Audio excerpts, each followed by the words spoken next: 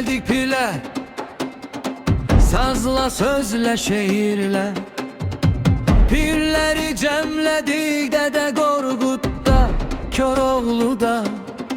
Osmanlı olduk pire dabal ile, Kızılbaş olduk son pirle. Türk'tük Oğuz'duk, Osmanlı olduk, Sefevi olduk. Özümüz özümüze düşman olduk, birbirimizi yorduk. Şah dedik, sultan dedik, birbirimizi mahvettik, öz başımıza küleledi.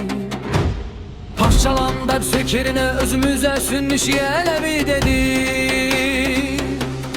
Baştan ayrı elin, Türkiye'de Alevin, Bakü'de sazın, Erdebil'de mezarın, yüreklerde azarın kaldı, kaldı. Ruhda sızlayan ağrı, Dede Korkut yadigarı. Koroğlu nefesi, Şah İsmail sesi. Sazı kaldı, sözü kaldı, min elden son közü kaldı, kaldı. Türk'ü zannettin tesbih taşı, ipe düzdün neçe başı. Kefin isteyen de kırdın sapı, akıttın sapından kan yaşı. Son nefesin kaldı Türk, Türk. Osmanlı olduk, Sefevi olduk, birbirimizi yorduk. Parçalandık, bölündük, haberimiz yokturdu. Örcenin özene geldi. Kardeş kanını şeref bildik, başkalarını özünüze teref bildik. Rusu geldi, İngiliz'i geldi, Fransızı geldi, Türk özüne gelmedi. Bir vaxtlar gülürdük, daha gülmedi. Birbirimizi söyürdük, daha dinmedi. Osmanlı'nı parçaladılar, Sefevi Kızılbaşı parçaladılar. Birbirimizi parçalayırdık, onlar da bizi neçe devlete daduttular.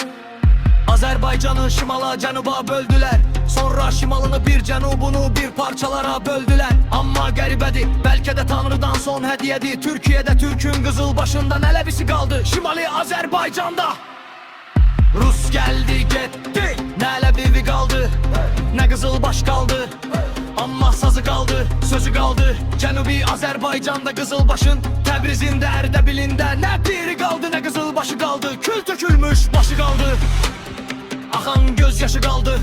İndi ağlayağımı güleymi, ya bunu ilahi kısmet deyek mi? Osmanlı'da Alevi kaldı, Şimali Azerbaycan'da saz kaldı, söz kaldı, Cenubi Azerbaycan'da. Ne ses kaldı, ne söz kaldı, bir mezarı, halkın nazarı. Dustaq, Təbrizi, Erdebil'i, neçe şehri eli kaldı. Baştan ayrı elin, Türkiye'de Alevin, Bakü'de sazın, Erdebil'de mezarın, yüreklerde azarın kaldı, kaldı.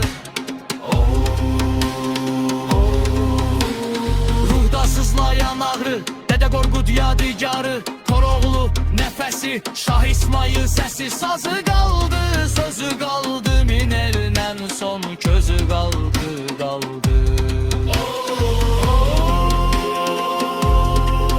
Türk'ü zannettin tesbih taşı, ipe düzdün neçe başı. Kefin isteyen de kırdın sapı, akıttın sapından kan yaşı. Son nefesin kaldı Türk, Türk. Herkes sefini demedikçe, ettiği eğrileri bilmedikçe, ölenlerimizle ölmedikçe, dirilerimizle sevinmedikçe, dirlerimizle dirilmedikçe, sevgini öz sazımızla, hakkı öz yazımızla demedikçe, duanı öz başımızla tikmedikçe, bedende baş, gözde yaş, bizde yattaş kalmaz, bizi torpakta almaz. O Dede Korkut, o aldığımız kut, o piri, o hak olan biri, kızı bağışlamaz. baştan ayrı eli